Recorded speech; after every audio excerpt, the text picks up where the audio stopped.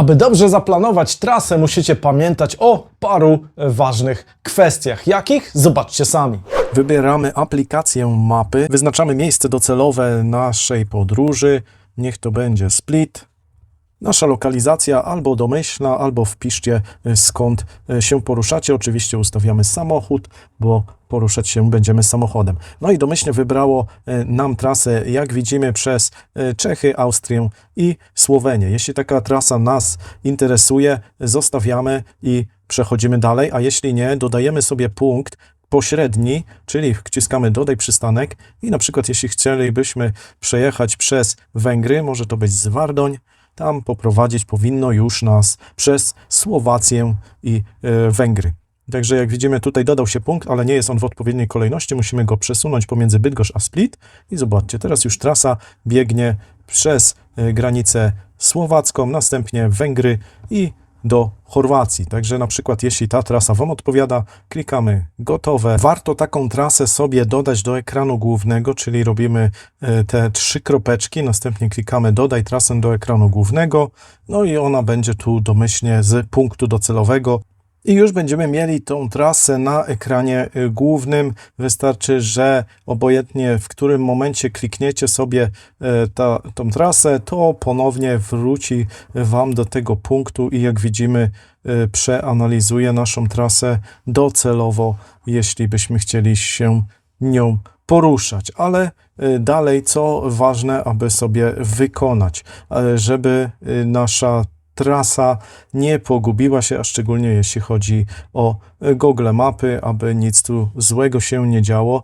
Wracamy sobie do punktu wyjściowego, klikamy naszą ikonkę i tu mamy taką opcję jak mapy offline.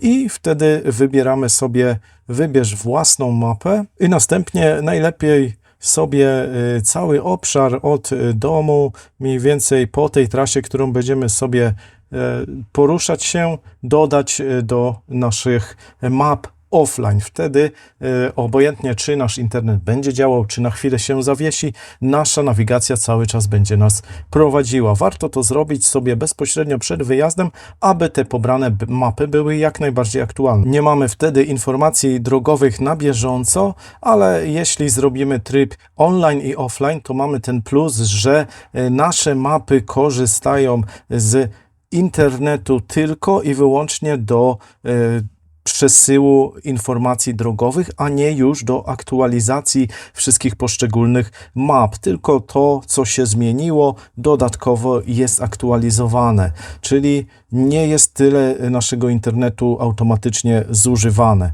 Także warto to sobie zrobić w ten sposób. Jak widzicie, te punkty, które będą nas interesowały dojazdowo, sobie wybieramy.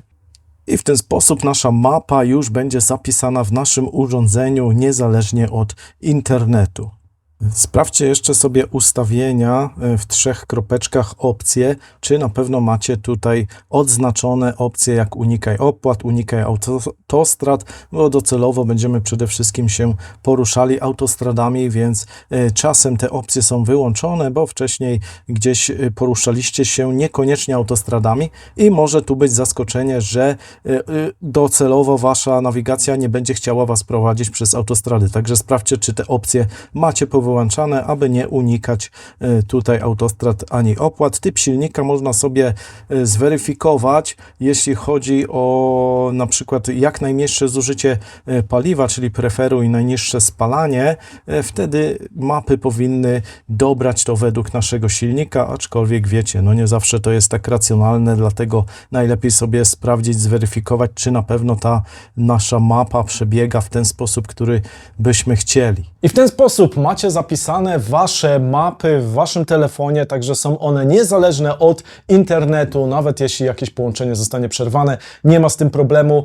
Dalej wasz samochód będzie się poruszał na tej nawigacji, będzie wszystko widoczne, bez problemu. Wystarczy, że połączenie GPS będzie cały czas aktywne. Jeśli ponownie powróci wasza transmisja danych, to mapy przechodzą z automatu w tryb online, dzięki czemu macie informacje drogowe o jakichś zatłoczeniach, jakichś zablokowaniach na trasie, utrudnieniach i tym podobne. Także jest to bardzo ciekawa opcja, bardzo ważna kwestia, aby to sobie jeszcze ustawić przed wyjazdem, ponieważ te mapy, jeśli je pobieracie, zajmują dosyć dużo miejsca. Jak widzieliście, jeden taki obszar to jest około pół gigabajta, więc warto to sobie zrobić jeszcze w domu, gdzie macie dostęp do jakiegoś routera poprzez Wi-Fi, aby nie zużywać waszych danych. A w innych odcinkach omawiam wam, w jaki sposób przygotować wasz samochód na taki wyjazd. Zobaczcie sobie ten odcinek, kliknijcie i sprawdźcie, co należy zabrać, aby te wasze wakacje były przyjemnością. Zapraszam też was do subskrypcji kanału,